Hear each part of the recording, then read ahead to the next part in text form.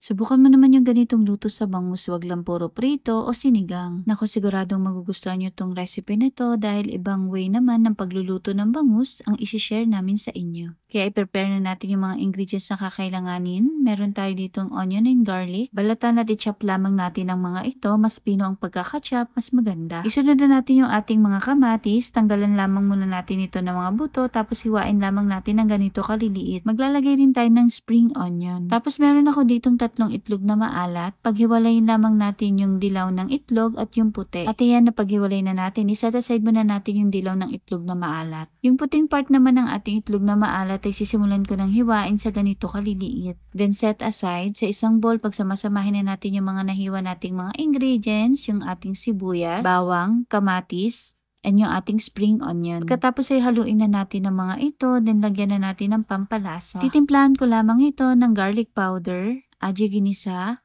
black pepper. Maglalagay rin ako ng calamansi juice. Tapos ay hahaluin ko lamang ito ng mabuti hanggang sa mag-combine yung mga ingredients na inilagay natin at magpantay yung lasa. At ayan, kapag okay na, sisimulan ko nang ilagay yung puti ng itlog na maalat na hiniwa ko kanina. Sunod ay ilalagay na natin yung ating mayonnaise. Pagkatapos ay haluin lamang natin ito ng mabuti. Sa bowl, pagsamahin lamang natin yung butter. Tapos yung dilaw ng itlog na maalat na sineparate natin kanina. At ayan, haluin lamang natin ito. Mas maganda kung dudurugin natin yung dilaw ng itlog na maalat para mas mamix natin ito ng maayos sa butter. Meron ako ditong bangus. Nabili ko ito sa market. Pinaboneless ko na rin ito. Yung ating bangus na linisan ko na rin at nahugasan. Tapos itatap ko lamang ito ng tissue. Gamit ang brush, simulan ko ng pahiran yung ating bangus. Yung kaninang pinaghalo nating butter at yung dilaw ng itlog na maalat. Nakaka-enjoy pala to, no? Para kang nagpipainting. At ayan, pagkatapos magpainting, magpahid pala sa bangus, ilagay na natin yung pangpalaman natin kanina na pinaghalo-halo nating kamatis, sibuyas, garlic, spring onion, yung puti ng itlog na maalat at yung ating mayonnaise. Shoutout po kay Sir Lawrence Bendanya from Lemery, Batangas, Carol Antaram Zaragoza from Quezon City, Ledled Baguio from Capiz, Melda Castro from Cagayan, Dory Tabian from Bohol, and Ma'am Evangeline Suarez from Antipolo City.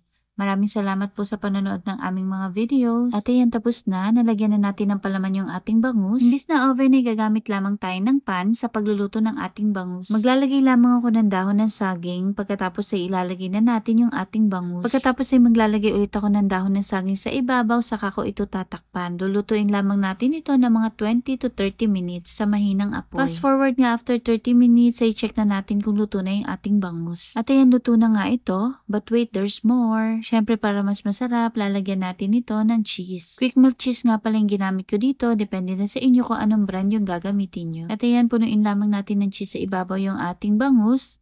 Tapos pagkatapos natin maglagyan ito, lagyan na rin natin ito ng olive oil. At pagkatapos natin malagyan ng olive oil, ay takpan ulit natin ito at hintayin natin mag-melt yung cheese. Yung isang bangus naman na niluluto ko, lalagyan ko naman ito ng ibang cheese. Mozzarella cheese naman yung ilalagay ko sa ibabaw. Grabe, habang nilalagay ko yung mozzarella cheese, natatakam na talaga akong tikman tong bangus na niluluto ko. Lagyan lamang ulit natin ito ng olive oil, pagkatapos ay hintayin lang natin mag-melt yung ating mozzarella cheese. At ayan, ready na yung ating napakasarap na bangus na hindi mo na nga kailangan pa gumamit ng oven or air fryer, dahil sa pan lamang ay makakapagluto ka na nito. Grabe, tsura pa lang nakakatakam na. Transfer lamang natin ito sa plate. Pagkatapos ay lalagyan ko lamang ito ng chopped parsley on top. At ayan, ready na yung ating pinalevel up na luto sa bangus na siguradong magugustuhan ng buong pamilya. Na kapag itong niluto nyo, dagdagan nyo ang sinaing at siguradong mapaparami ng kain. At syempre, ano nga bang unang tinitira kapag bangus ang ulam?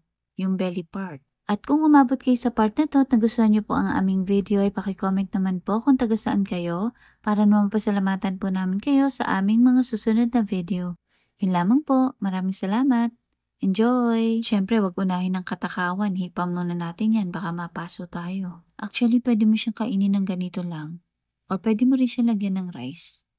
Depende sa inyo kung anong gusto nyo. Sobrang nagustuhan ni Chef. Yung lasa, perfect.